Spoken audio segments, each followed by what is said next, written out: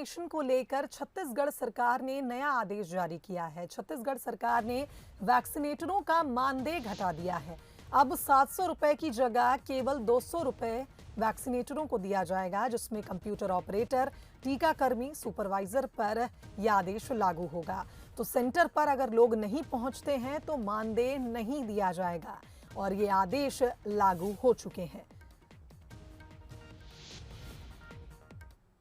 छत्तीसगढ़ में वैक्सीनेशन अभियान को अंजाम देने वाले स्वास्थ्य कर्मी जो काम कर रहे हैं उनके लिए एक झटका देने वाली खबर यह है कि उन्हें अब तक जो वेतनमान या मानदेय प्रतिदिन का 700 मिलता था उसमें कटौती कर दी गई है। ऐसे में वैक्सीनेशन करने वाले लोग क्या सोचते हैं, वैक्सीनेशन केंद्रों में इसका क्या असर पड़ेगा, ये जानने के लिए हम केंद्र में पहुंचे हुए हैं। ऐसे में क्या काम को अंजाम दे पाएंगे या इनकी क्या प्रतिक्रिया है, जानते हैं। सबसे पहले जो ऑपरेटर्स और बाकी लोग हैं उनसे बातचीत करते हैं। बताइए, आप लोग अब तक जो काम करते थे जिसका मानदेय प्रतिदिन 700 था वो कम कर दिया गया है, क्या कहेंगे?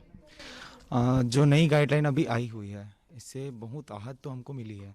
जिस टाइम कोविड महामारी अच्छे से इस टाइम फैली हुई थी उस समय में हमने सुबह 9 बजे से आके 5 बजे तक काम किया हुआ है बिना छुट्टी लिए, और अचानक से ऐसा टाइप का गाइडलाइन लाके राहत तो दी हुई है। और हम लोग सब बाहर से, लगभग जितने भी वैक्सीनेटर हैं, ऑपरेटर हैं, सब बाहर से आके रह रहे हैं। कोई भी अधिकतर रायपुर से नहीं है। यहाँ रूम रेंट लेके रह रहे हैं, सब खाना पीना सब चीज़ बाहर से होता है।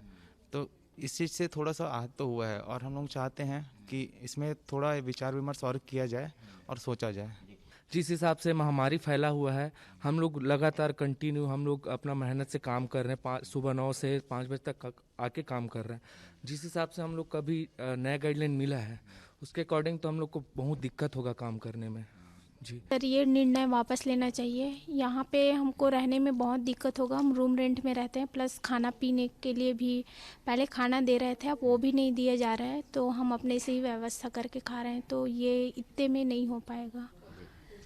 तो आपने सुना कि जो स्वास्थ्य कर्मी हैं वो इस बात से सहमत नहीं हैं कि जो नया फैसला है वो लिया जाए, इसलिए पुनर्विचार की वो मांग कर रहे हैं। और साथ ही एक बड़ा फैसला ये भी लिया गया है कि जिस केंद्र में अगर एक भी वैक्सीनेशन नहीं होता तो वहाँ उनको उस दिन का मानदेय भी नहीं मिलेगा। तो इस तरीके के नए फैसलों के साथ छत्तीसगढ़ में जो वैक्सीनेशन अभियान होगा, ऐसे संकेत हैं कि वैक्सीनेशन अभियान पर भी असर पड़ेगा और वैक्सीन केंद्रों पर भी। कैमरामैन अखिलेश पवार के साथ मोहन तिवारी, बंसल न्यूज़।